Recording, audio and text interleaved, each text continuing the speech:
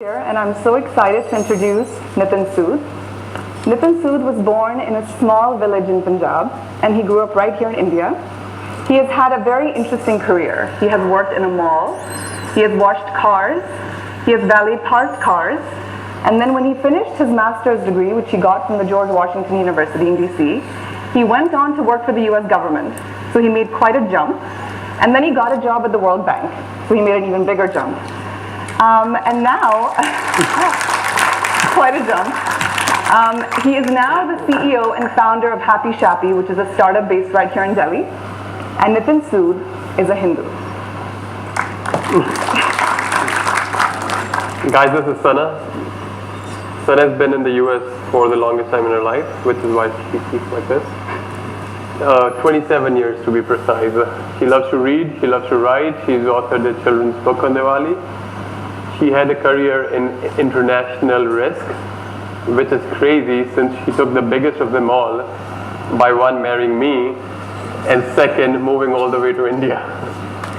Sana is a Muslim.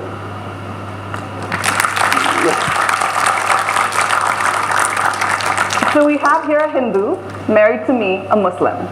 And we have here someone from our family who gave us permission to share her reaction with you guys today. This was her actual reaction at hearing that we wanted to get married. But in all seriousness, when people found out that we wanted to get married, they weren't very happy. But we were pretty adamant about getting married, which is why we're married and we're here today before you. It was the first of many unpopular decisions that we made. And we're going to talk to you guys today about one of the many unpopular decisions that we made, and many unpopular decisions that we made in our lives. We made major decisions, minor decisions, all of which were about chasing our happiness and about being happy shappy. Now, happiness means different things to different people. For me, happiness is arranging all my books by genre. So is this working? So I'm kind of OCD. I like to have things very organized. Nitin is super Punjabi, so his happiness is having thandi lassi from Jalandhar. Happiness means different things to different people. So today we're going to talk to you guys about what happiness means. Happiness is not static. Happiness is ever changing, but we believe in always chasing your happiness and doing what makes you happy. So with that, we're going to talk to you guys about how our happy journey started. So we'll start with how we met. It's always a good place to start. So we met at a networking event in Washington, D.C., and I remember it was a room full of people. And I just walked in and I thought I had seen the most stunning woman in the world.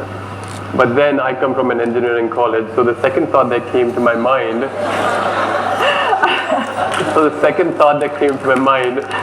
is dude, teri league ke bahar.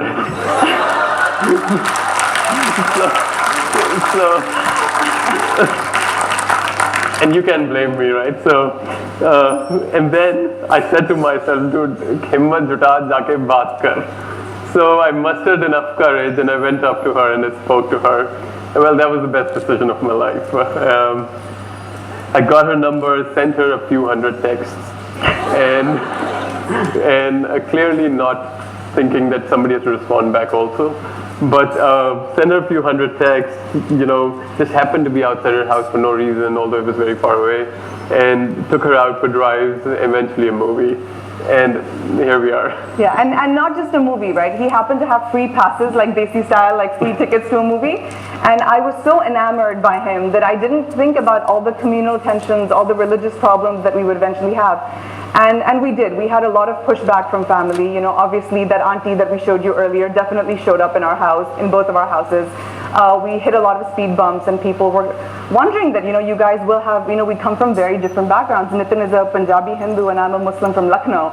So we come from very different experiences, but we really stuck to our guns and we knew what made us happy, and it was each other, and we really stuck to it. And now all these years later, for some reason my family has really seemed to love Nitin, and here we are together.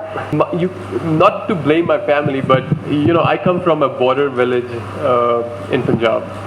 So they had never met a Muslim. So forget about them ever thinking that one day their son is going to bring one home. And it's the most crazy thing. So when I told my parents that here I am and I'm serious about Sana, and the first question obviously is the religion, and all those apprehensions were there till they met her for the first time, because sometimes it's really good to put faces to ideas and thoughts. And ever since, the question of religion has never come up. Right.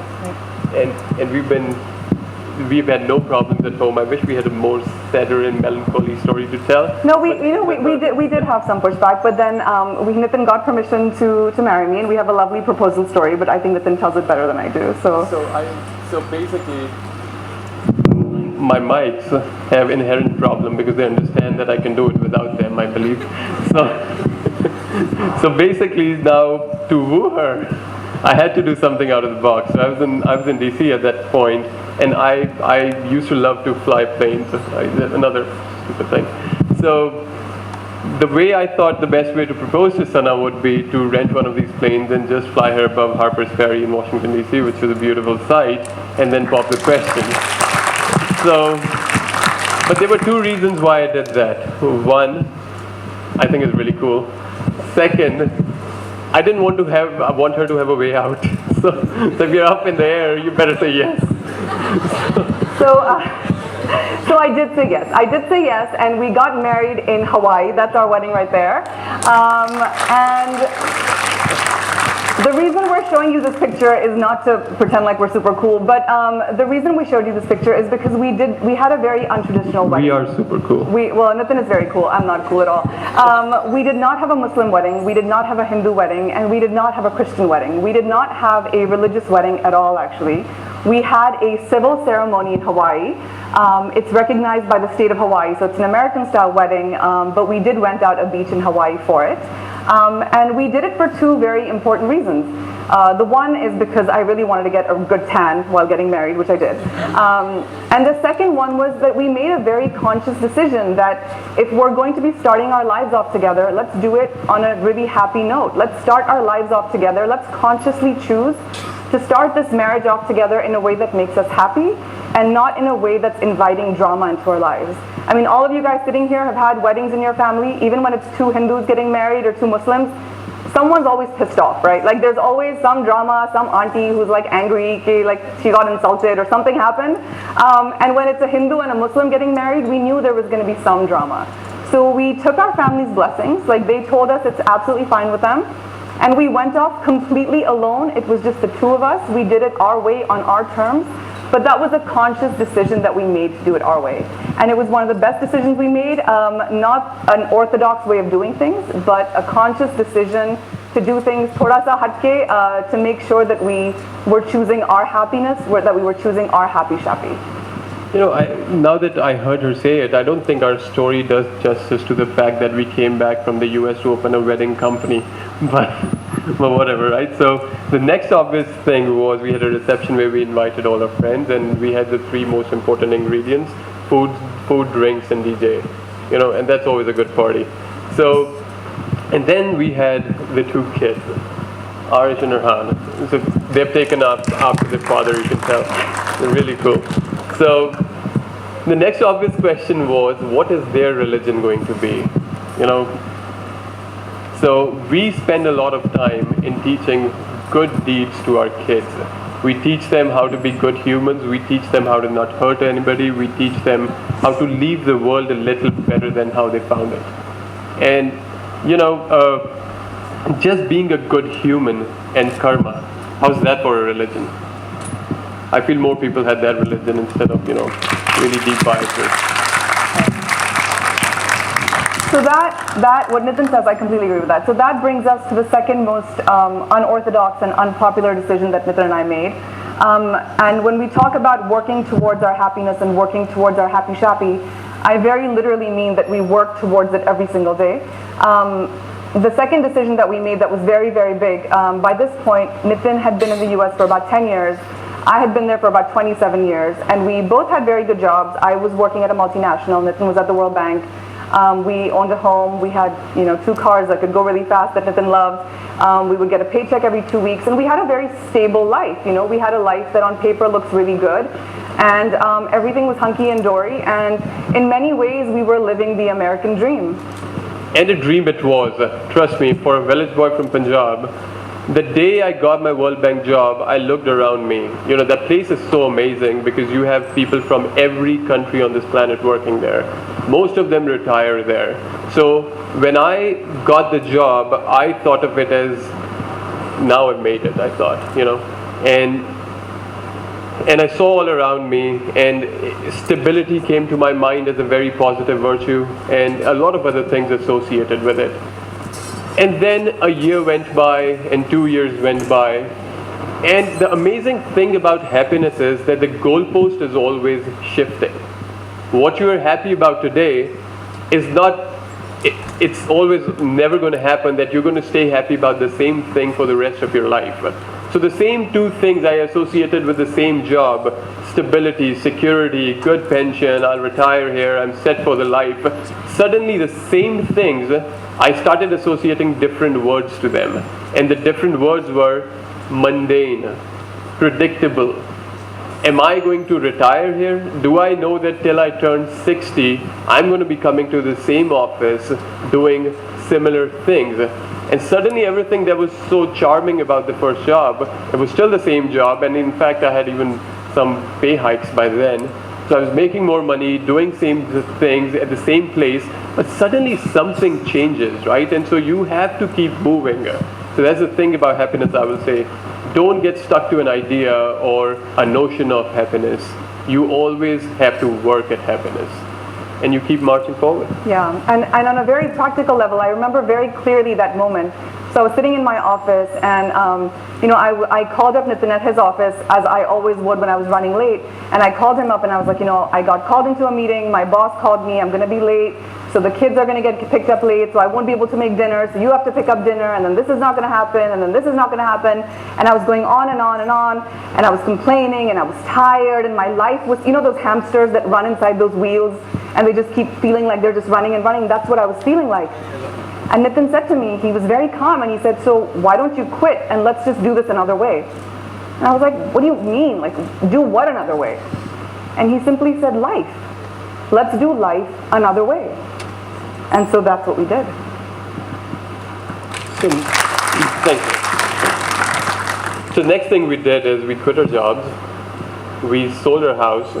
We sold those fancy cars we had bought, which I always wore as a medal of achievement, because that's what these things are after a while. And we sold it all. We packed our bags, we picked up our kids, and we just came to India. And what an enticing and thrilling journey it has been so far. So when we moved back, the first question, and I'm sure a lot of you are from Punjab, but even otherwise it applies, but more so because I'm from there, so I relate more to it. When we moved back, the first question was, "Wapas kaun aanda hai?" Who comes back? What is wrong with you guys? And we had to face this question for quite a long time from pretty much everybody we knew. The question was always, why did you come back? Wapas kaun aanda hai? And the answer is, there are a lot of reasons for why you will come back and why you will not, right? But never ever, I think, we've regretted the decision to come back. No, we haven't, but I think it's a very valid question. I mean, 9 out of 10 startups do fail, and we came here to launch a startup. Okay, we have a company called Happy Shappy, which is a social media portal, which is what we came for. So when people said, "Ke wapas kaun aata hai?" it is a valid question, and there's a very fine line between crazy and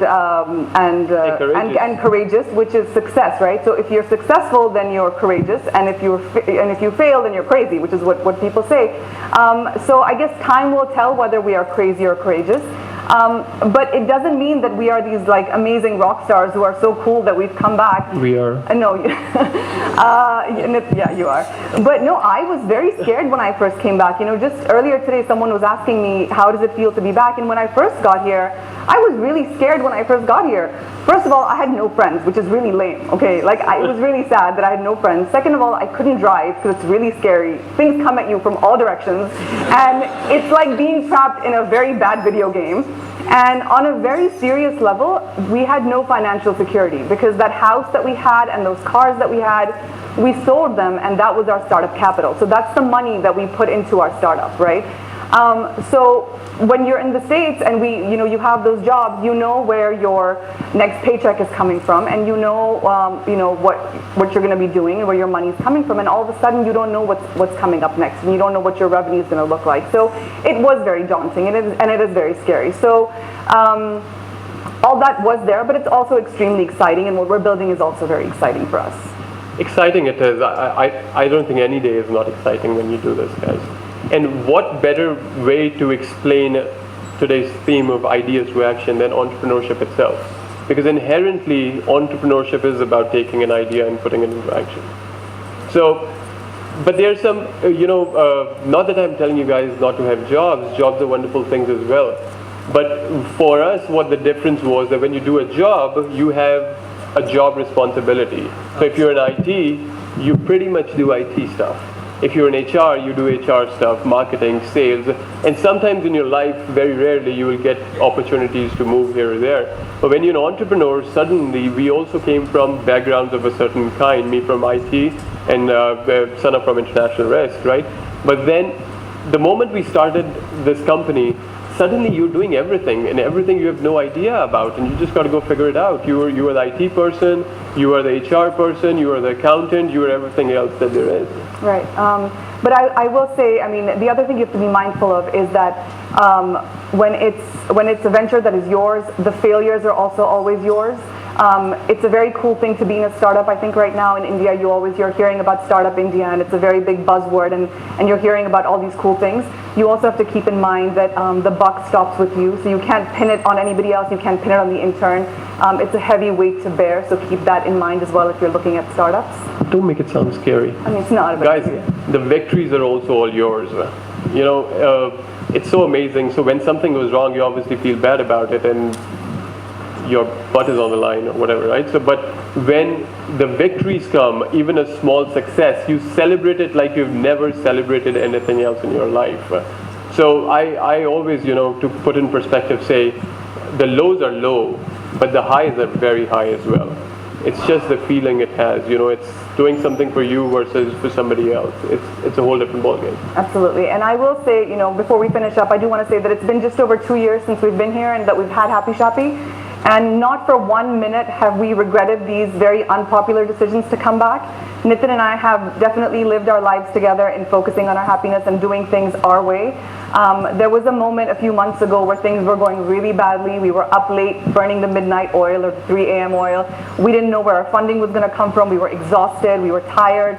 And I looked at him and I said, we have to make this work. We have to do it right. Because despite not being from India, despite being gone for so long, I feel such a sense of belonging in this country. I feel like this is my home. I feel like this is the place where I want to be. This is the place where I want to raise my kids and have a family. And I feel like this is the place where I want Happy Shoppy to be. I feel like there's a lot of innovation in this country, and this is the place where I want Happy Shoppy is a product that came out of India for India. It's an innovative product, that was created by Indians, and I feel like this is the market for it.